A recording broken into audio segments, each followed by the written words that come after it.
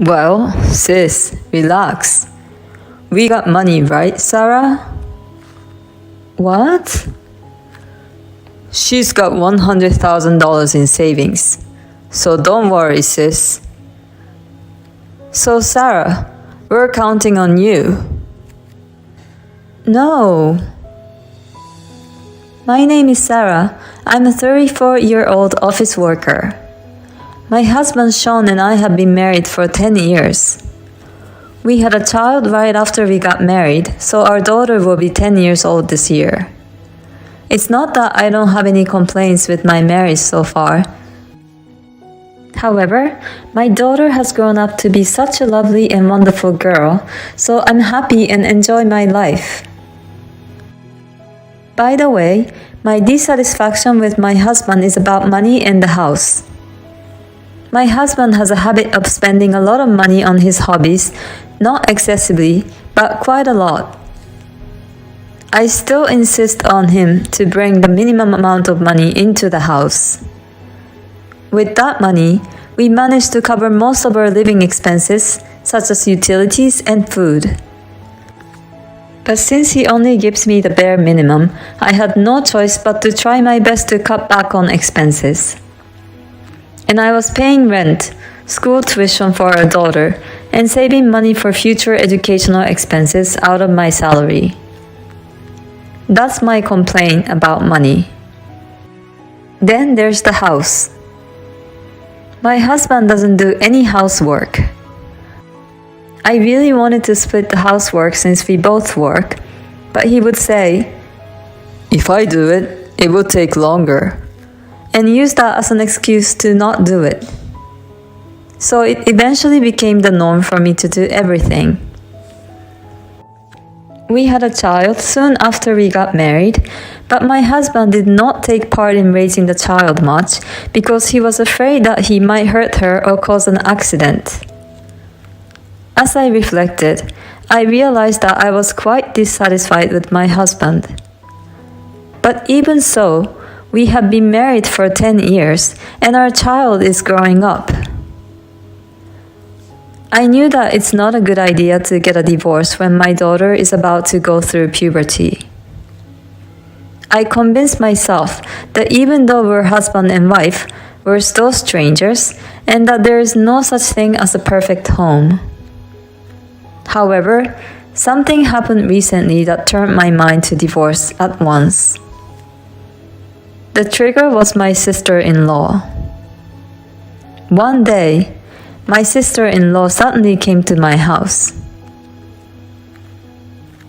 "Sarah, I'm sorry, I need to hide here for a while." "What's going on?" "I had a little trouble with my husband. Let me stay here for a while." "What? Did something happen with Ken?" "No, it's just,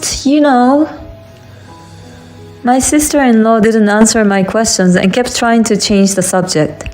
So I was not convinced and had to wait for my husband to come home from work. Then my husband came home from work at around 8 p.m. After putting my daughter to bed, my sister-in-law, my husband, and I had a talk. "So, sister, what happened?"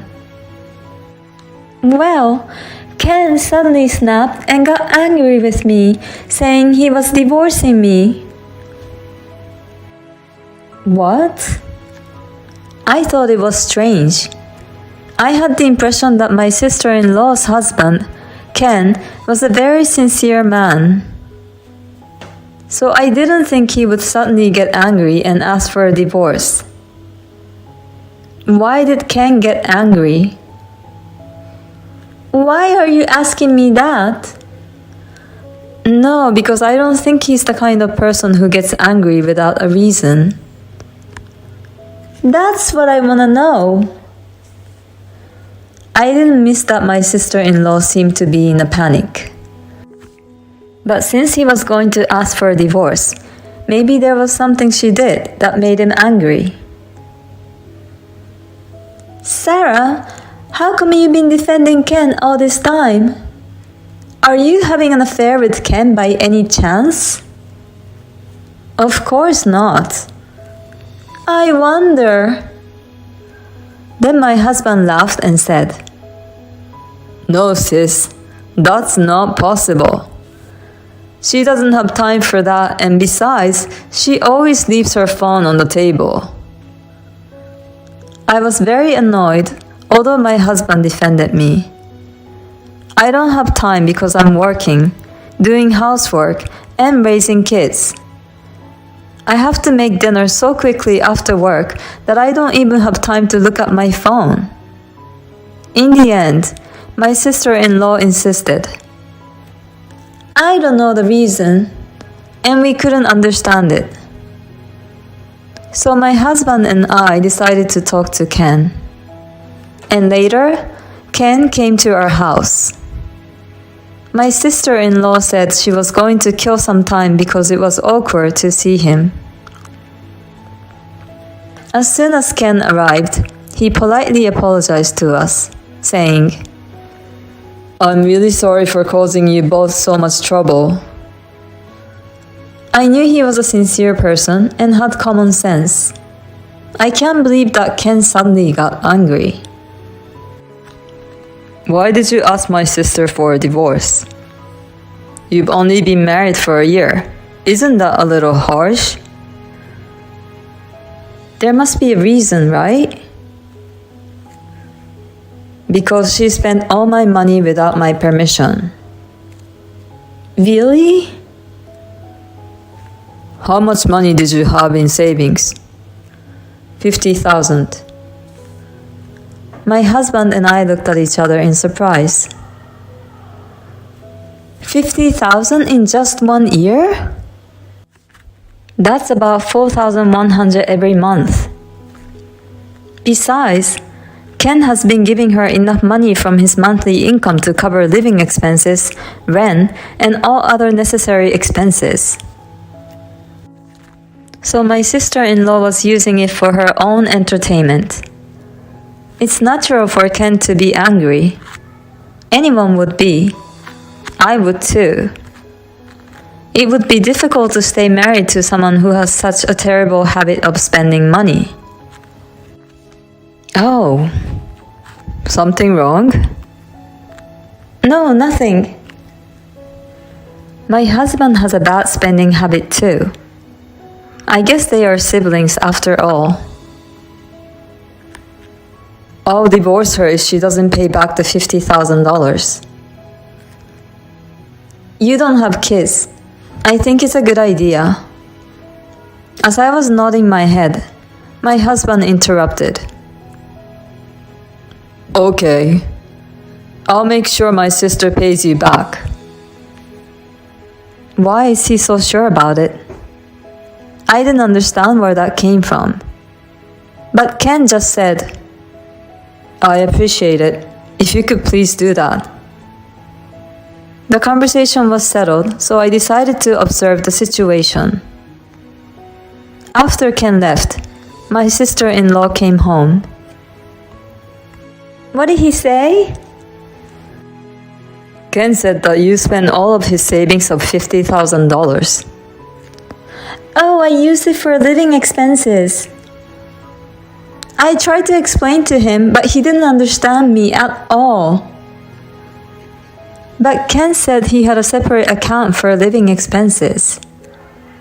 You don't know anything, so shut up. My sister-in-law is very harsh towards me. She has always had a tendency to make fun of me. Ken should just divorce this woman right away. Anyway, he said he will forgive you if you pay him back the $50,000. How can I pay back that much? I'm a housewife. If you can't pay back, don't spend his money. Well, sis, relax. We got money, right, Sarah? What? She's got $100,000 in her savings. So don't worry, sis. So Sarah, we're counting on you. Huh?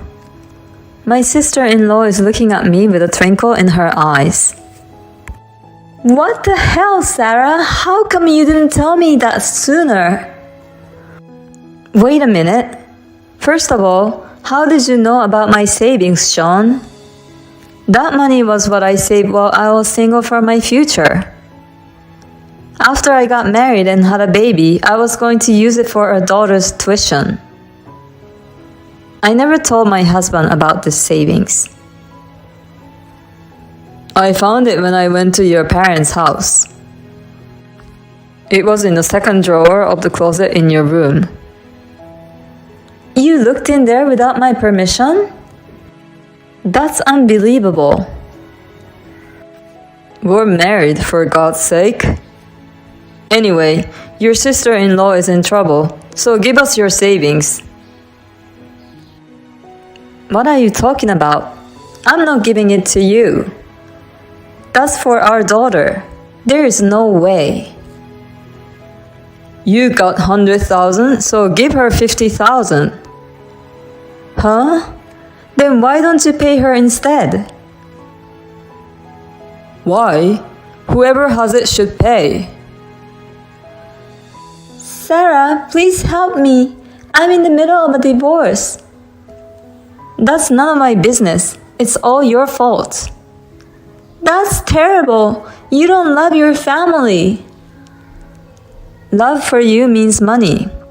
Then I don't need that kind of family love. If you don't pay me $50,000, I'll divorce you. My husband took out the divorce papers from the drawer while he said that. Oh, you have been preparing for it? I had it already in case something happened. You got a lot of nerve trying to get your way, you know that? That's exactly what I want to say to you. Then he filled out the form and said, I'm serious. We can divorce any time. And my sister-in-law said with a grin on her face, Well, I'll be one of your witnesses. And she put her name on the form. You can either pay me $50,000 or you can divorce. I wondered how these people thought they could intimidate me. All right. I pretended to give in and let the moment pass. The next day, I brought some people to my house. My in-laws and Ken. Why are you here, Ken? Why are you mom and dad here? I've heard the story. Sean, don't embarrass yourself.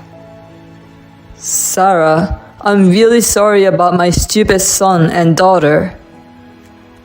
Ken, we must apologize to you too.